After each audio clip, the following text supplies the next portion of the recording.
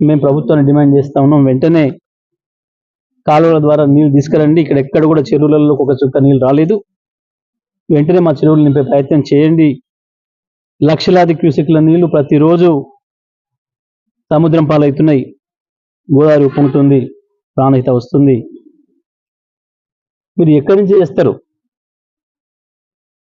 మీరు ఇంతకాలం బుకాయించి ఆనాడు మేము మేడిగడ్డ నుంచి ఎత్తిపోసి ఎల్లంపల్లికి తెస్తే వృధా చేసిరని మాట్లాడిండ్రు. కేసీఆర్ ఈ పాటికే నీళ్ళు ఇచ్చిండు. ఈ పాటికి ఇవన్నీ చెరువులు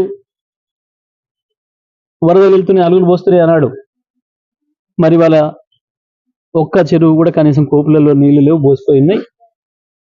వెంటనే ఉత్తమ్ కుమార్ రెడ్డి కావచ్చు, ముఖ్యమంత్రి కావచ్చు, స్పందించాలి. ఎట్టి పరిస్థితుల్లో కూడా సూర్యాపేట జిల్లాకు నీళ్ళని వెంటనే తేవాలని చెప్పి నేను డిమాండ్ చేస్తా ఉన్నాను.